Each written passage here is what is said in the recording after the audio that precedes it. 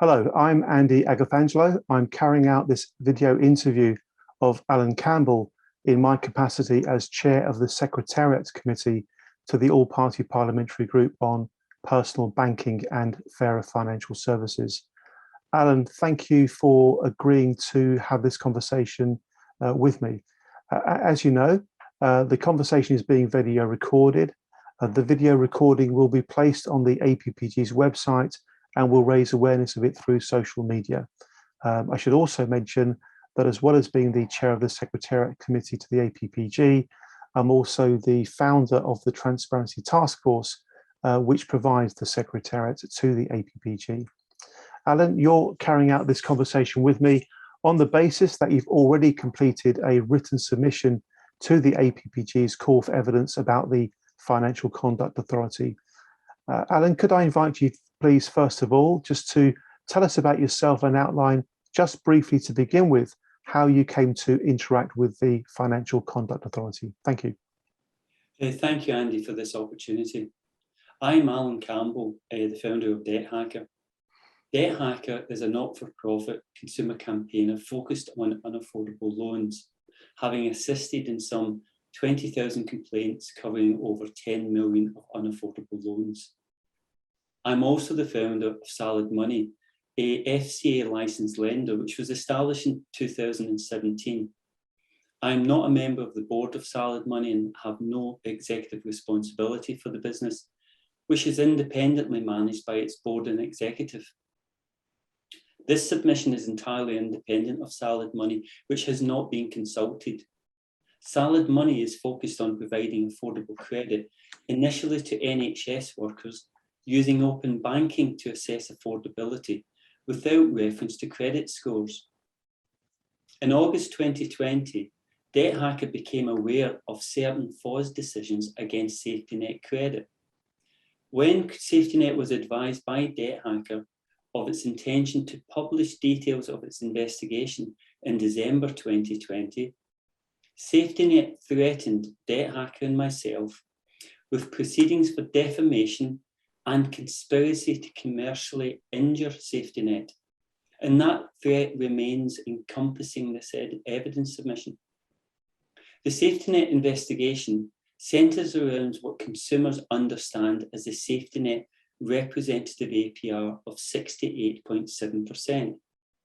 In simple terms, representative APR means that whenever the rate is communicated, 51% or more of customers must get that rate or better. It is a simple and easy to understand industry standard that customers are entitled to take at face value.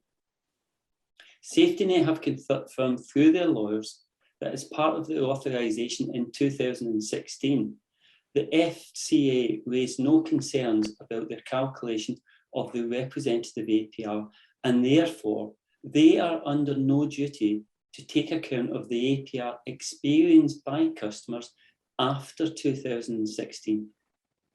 Debt Hacker's legal counsel has advised this approach is wrong in law and is contrary to the principle of treating customers fairly.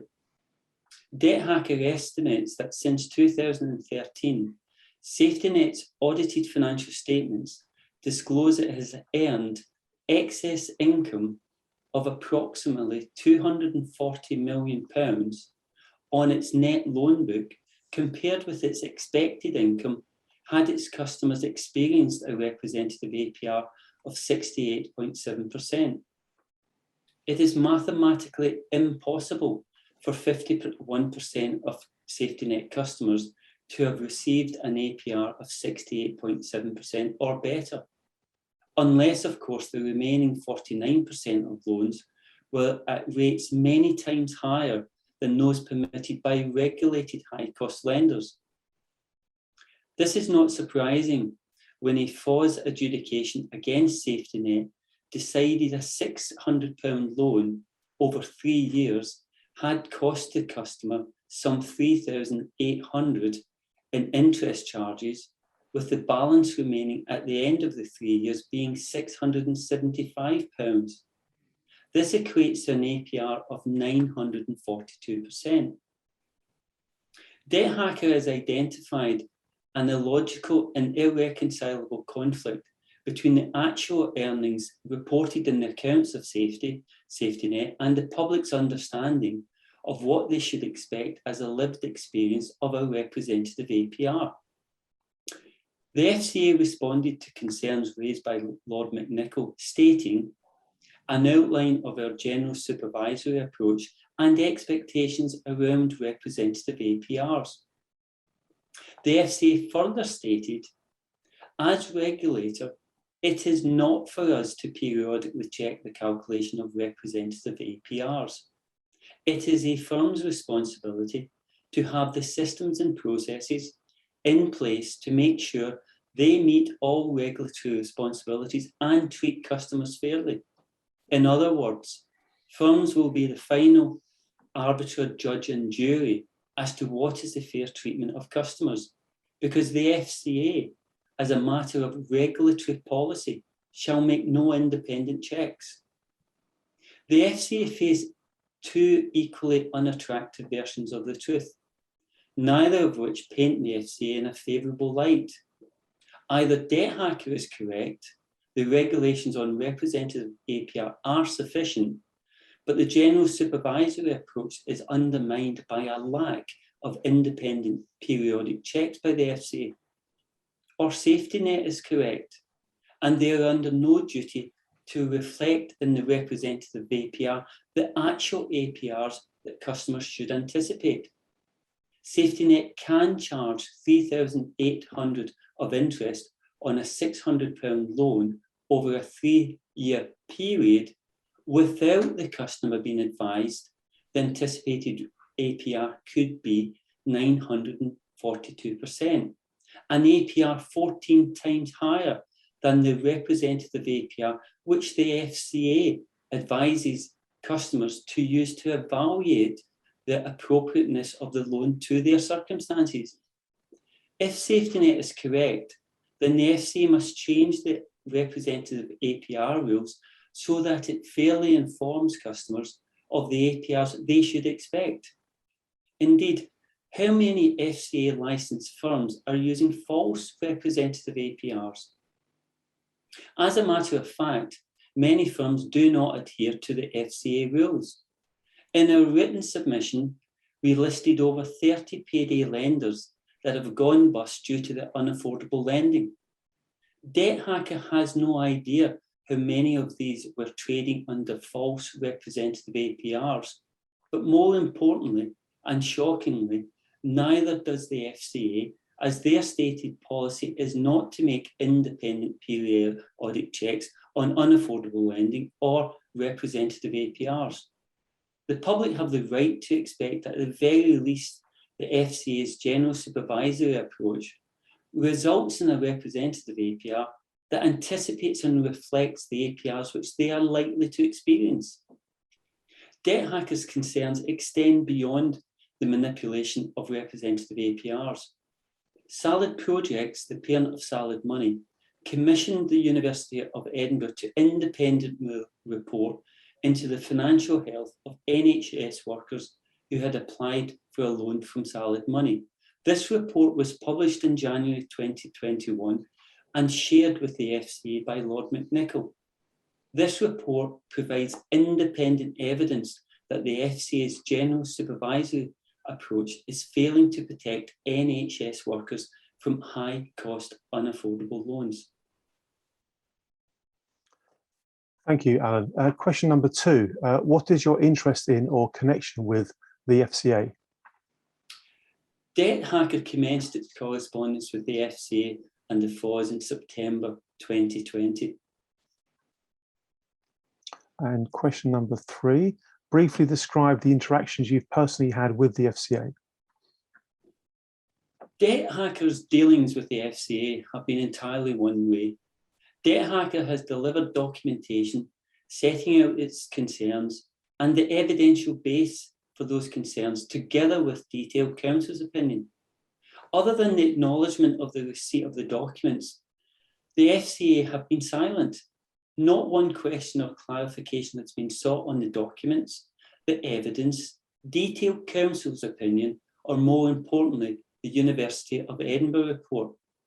But now that the FCA's general supervisory approach is understood, then the lack of response comes as no surprise, as the FCA considers firms to be the final arbiter, judge and jury on what is the fair treatment of consumers.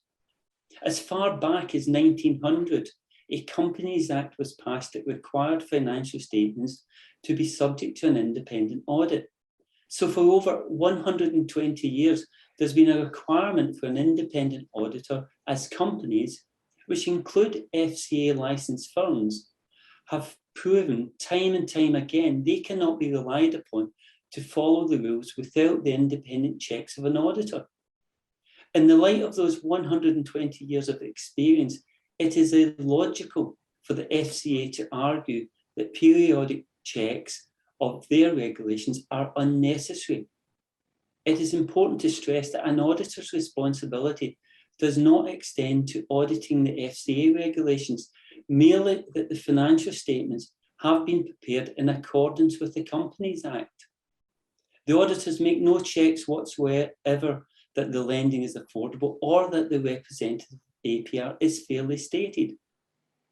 This explains why 30 payday lenders traded for years on unaffordable business models, yet all having clean audit opinions, until that is when they were overwhelmed with customer complaints. It is plainly obvious that the FCA's general supervisory approach has failed the public and is not fit for purpose. Next question. Have you ever witnessed any actions or conduct that, in your reasonable belief, breached any law, regulatory code, or applicable or relevant policy? If so, please explain further. Yes, Safety Net's use of a representative APR of 68.7%. In simple terms, representative APR means that on each day the rate is advertised, more than 51% of customers must receive that rate or better. Debt Hacker put all the correspondence with Safety Net's lawyers to Specialist Consumer Credit Counsel.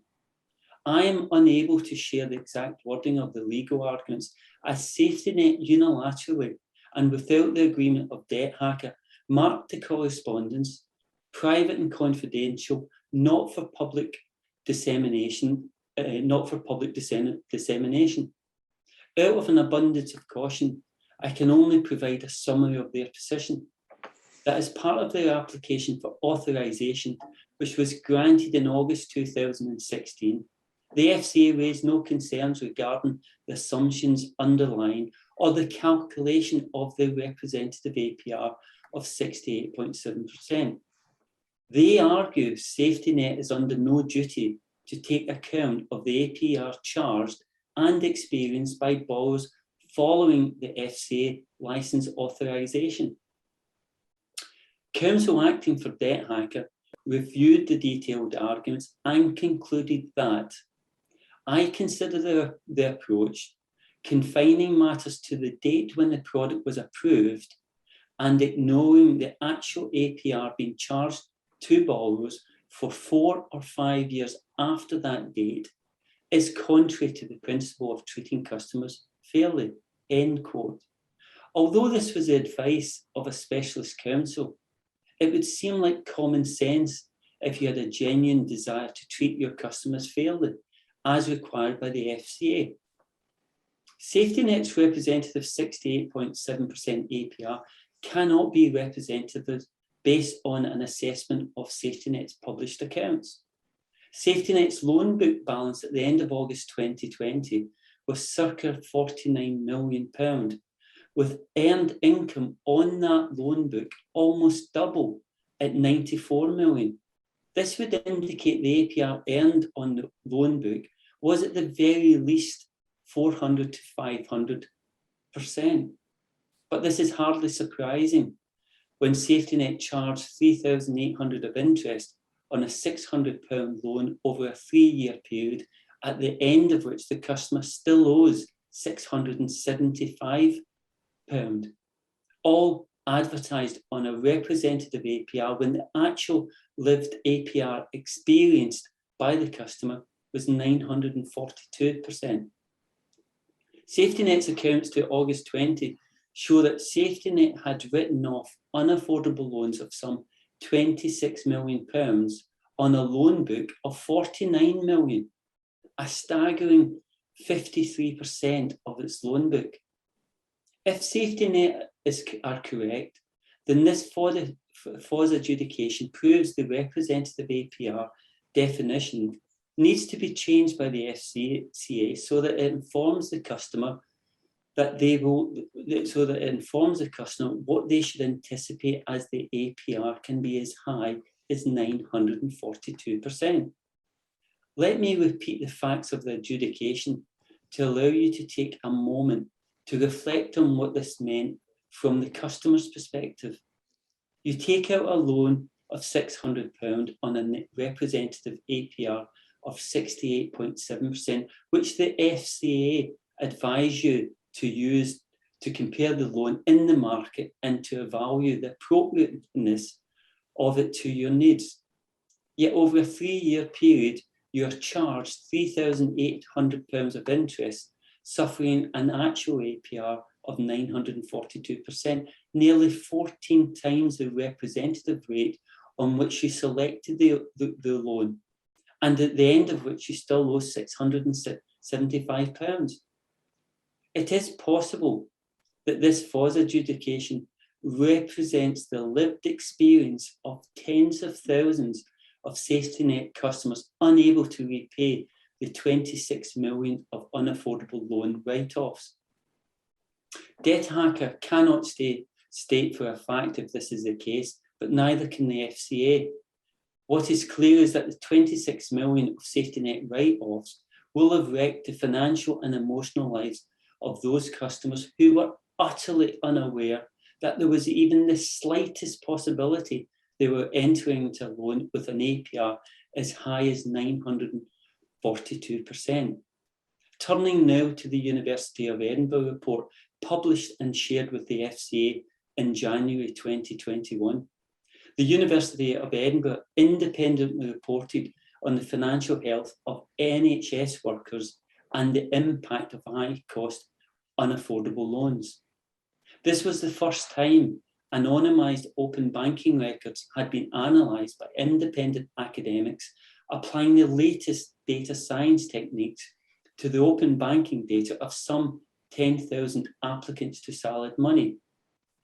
This represents a detailed and forensic analysis of the bank accounts of 10,000 NHS workers, all of whom are users of high-cost payday loans. This report independently concluded that high-cost lenders are exploiting NHS workers with multiple layers of unaffordable and unsustainable credit at APRs over 1,000%. The report concludes, it is evident that there is considerable use of multiple loan providers across the sample. 58% are using up to 3 loan providers, and over 2/3 are using up to 4 loan providers, with over 1/3 using 5 or more loan providers. It went on. Around 1/4 of individuals are identified as in difficulty. Further, at least half may struggle to cover an unexpected expenditure of £100 within a month without going into overdraft or further into overdraft. This report is an independent testament that high-cost payday lenders are ignoring FCA regulations in extending unsustainable, unaffordable credit and wrecking the financial and emotional lives of tens of thousands of NHS workers. On the 18th of July 2018, the House of Commons Treasury Select Committee reported on household finances. When the committee inquired why there were 8.3 million over-indebted, UK Finance, representing the voice of the UK banking and finance industry, responded in its written submission that the 8.3 million over-indebted, representing 26% of the working population, had arisen due to a change in the borrower's circumstances. In other words, At the time the loan was advanced, it was affordable. But there was then a subsequent change in the personal circumstances of 8.3 million borrowers, so the loans became unaffordable. It is worth noting that in 2018, there was no mass unemployment or an economic crisis which materially affected 26% of the working population. The University of Edinburgh report proves that NHS workers are being over-indebted at the very point the loan is advanced, with over 1/3 using 5 or more loan providers at APRs of over 1,000%. UK Finance were allowed to make a patently false and misleading statement which should not have been left unchallenged by the FCA. As a result of the FCA's complicity by silence, the Treasury Select Committee were allowed to fall for it, hook, line and sinker, for a statement that does not stand the test of open scrutiny. With over 9 million consumers now over-indebted with crippling unaffordable loans, some 30% of the working population, it should be demanded of the FCA to provide their independent and evidence-based explanation of the over-indebted crisis, rather than accept the risible explanation proffered from a partisan UK Finance, representing the very firms profiting from the over-indebted crisis they created by advancing unaffordable loans. Next question, Alan, thank you. What is your perception of the culture of the FCA and what do you think of it? My perception is that the FCA is well intended. The regulations speak to the interests of the consumer being at the forefront, but be under no illusion, this is self-regulation by a high-cost credit industry allowing lenders to profit from unaffordable loans. If Parliament considers it is appropriate for companies to incur billions of audit fees annually to check they are acting within the law, if Parliament considers it is appropriate for teachers and health professionals to be subject to independent checks, then it cannot be Parliament's intention to rely on firms to treat customers fairly without independent periodic checks by their regulator.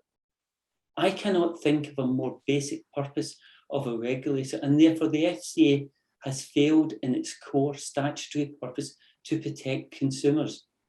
From a structural perspective, this gives a competitive advantage to the unaffordable lenders because affordable lenders, such as CDFIs and credit unions, are simply unable to compete.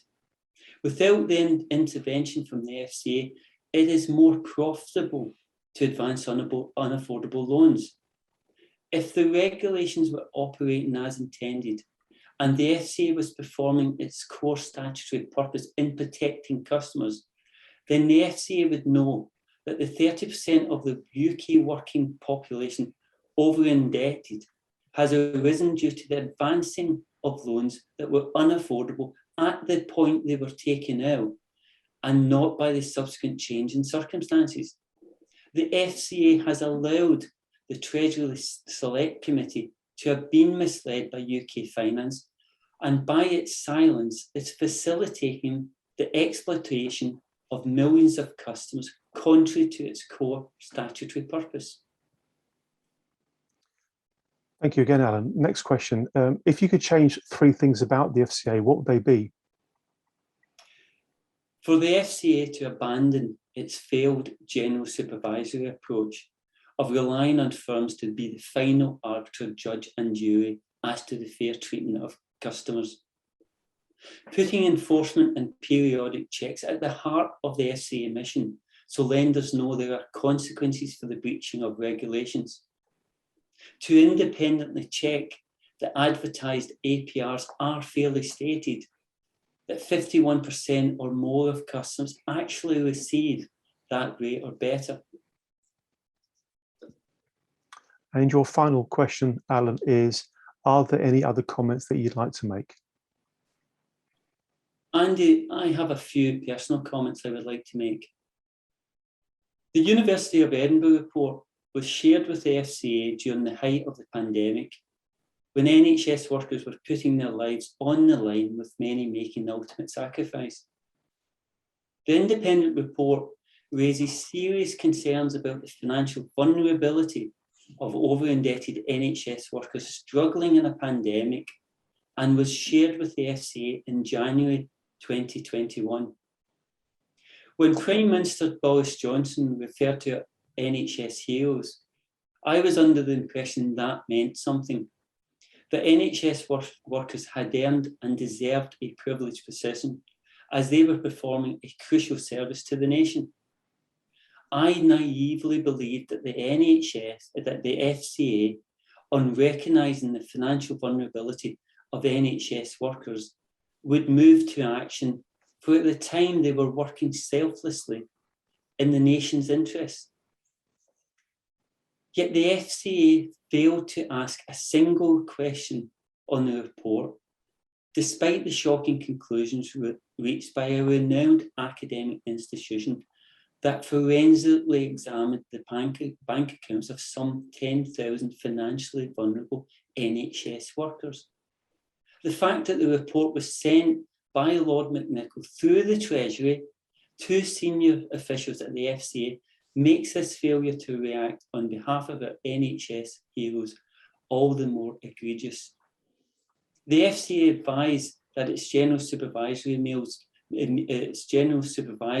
approach means it is not their role or responsibility, or anyone else's, including the auditors, to make independent checks that customers have been treated fairly in accordance with their own regulations. Compliance with representative APRs and FCA regulations is the exclusive responsibility of the authorised firms, which surely amounts to self-regulation by those firms. DebtHacker is not aware of a single disqualification of a director from the litany of failed payday lenders, despite the industrial scale of unaffordable loans and the breach of the FCA's regulations. Enforcing conduct standards through personal accountability is also omitted from the FCA's general supervisory approach. The last CFO of Wonga is currently a director of an FCA authorised firm, yet Wonga had traded, causing massive harm to customers by failing to put in place the systems and procedures to ensure a fair outcome for their customers. When I explain about DebtHacker, its findings on safety net, and the University of Edinburgh report to friends and family, they are rightly outraged that the FCA is neither taking, or more importantly, being seen to be taking action to protect millions of customers.